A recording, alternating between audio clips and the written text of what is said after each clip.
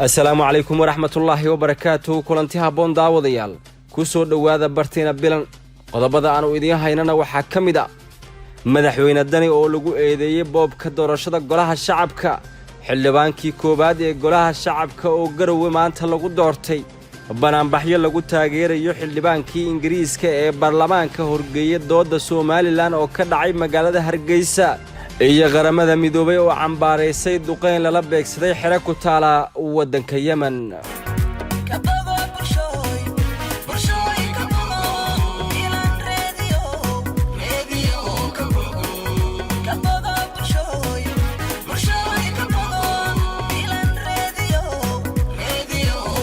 soo noqod wanaagsan daawadayaal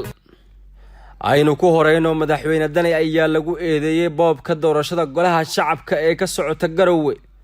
taliyihii hore ee booliiska Puntland sareeyo guuto Cabdi Xasan Xuseen Cabdiyare ayaa si adag uga hor yimid qaabka loo wado doorashada ka socota garowe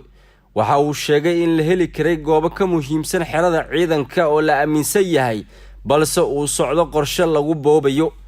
waxa uu ayaan daro ku tilmaamay in Puntland oo jirsatay 23 sano in maanta lagu qabto doorashada aqalka hoose ee baarlamaanka Soomaaliya xerada ciidamada ee 54 iyadoo la heli karay goobo kaga haboon sidaasi waxa yiri taliyaha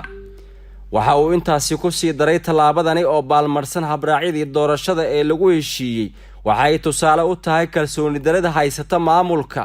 waxa ayna dhaawac ku tahay maqaamka Puntland iyo ufnaanta hanaanka socda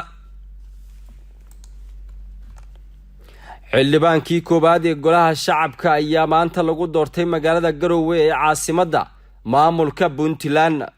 Cabdi Ibraahim Warsame Qowdhan ayaa loo doortay xildhibaanka kursiga tirsigiisu yahay hoob 96 ee golaha shacabka baarlamaanka cusub ee Soomaaliya Qowdhan ayaa tartan uusan ka furnayn kursigiisa waxa la tartamayay mid kamid ah ilaaladiisa oo malxiis ahaan uga qayb galay Cabdi Ibraahim Qowdhan ayaa hadda ah wasiir ku xigeenka wasaaradda maaliyadda maamulka Puntland ee doorashada maanta ku soo baxay banaanbaxyo ayaa waxa lagu qabtay magaalada Hargeysa ee xarunta maamulka Soomaaliland kaasi oo lagu taageerayay xildhibaankii baarlamaanka UK ka tirsanaa ee horgeeyay dooda ku saabsan qadiyada Soomaaliland iyo aqoonsigeeda baarlamaanka wadanka UK banaanbaxani oo lagu qabtay beerta xuriyada ee magaalada Hargeysa ayaa waxa ka soo qayb galay dadweyne aad u badan waxaana sidoo kale qayb ka ahaa madaxweyne ku xigeenka Soomaaliland iyo siyaasiyiin kale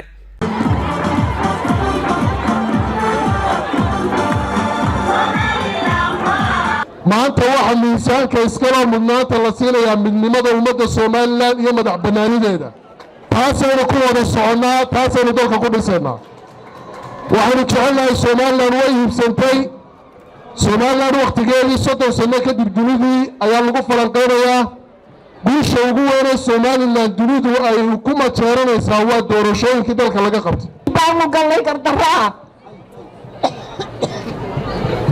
halkay ilaahay ka bari lahaayeen ilaahay dambigooda ka caafiyo waynu dagaalanay waynu saaxiibnay waraaqaynu kala qoranay dagaalkii koowaad iyo kii labaad ee adduunka waa u dagaalanay xaq baynu ugu leenahay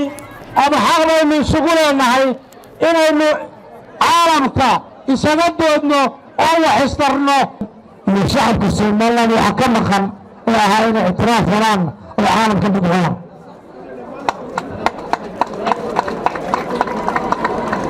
taasi waxay noo tahay maanta innaga ay noo tahay sharaf weyn oo qiimo leh oo maanta ummaddeennii baarlamaanka dalka Ingiriiska ayaa isbuucii hore dood dheer ka yeeshay arrinta aqoonsiga Soomaaliland dooda oo ahayd mid dhinacyo badan ay xildhibaanada iska taageen qadiyada Soomaaliland iyo sidoo kale sidii ay dawladda UK ka yeelayso ayaa socotay muddo badan oo ku siman muddo hal saac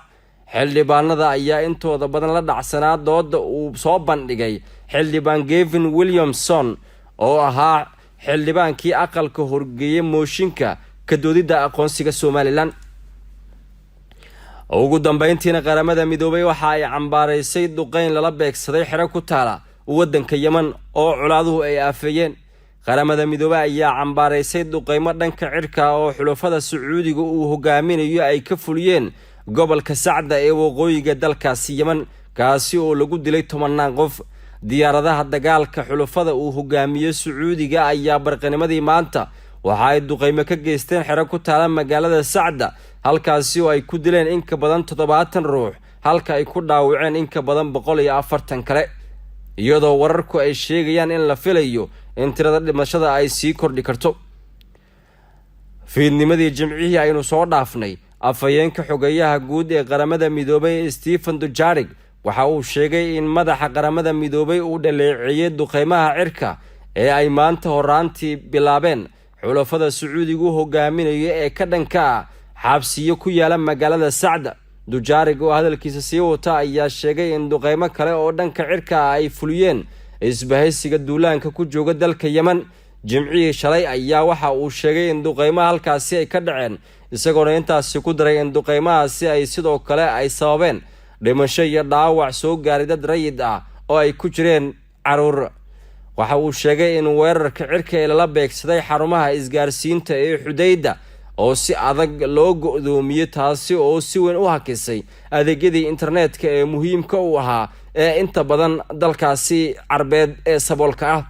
xogayaha guud waxa uu ku baaqayaa baaritaan degdeg ah oo hufan oo lagu sameeyo dhacdooyinka sida loo xaqiijiyo isla xisaabtanka. sidaasi waxa yiri Dujarric isaga oo intaasi ku daray in xogayaha guud ee qaramada midoobay Antonio Guterres uu sidoo kale ku baaqayo in xaaladda si degdeg ah lagu dajiyo. guud ahaan warkeeni waa inaga inta halkaad nagala socotaan waa barteena bilan nabadgelyo.